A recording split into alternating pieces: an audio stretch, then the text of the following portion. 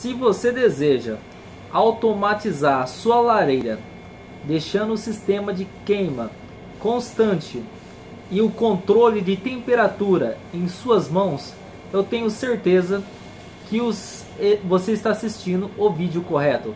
Acompanhe comigo.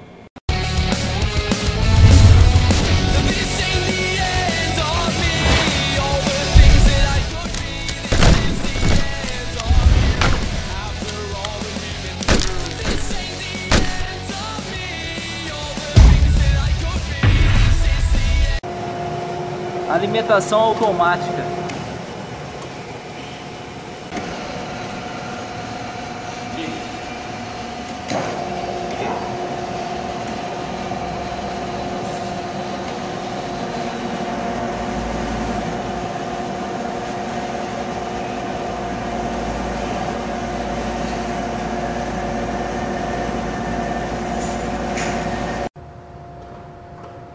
Alimentação automática e controle de temperatura, variando a temperatura, a alimentação se torna automática de pellet para manter a temperatura sempre constante.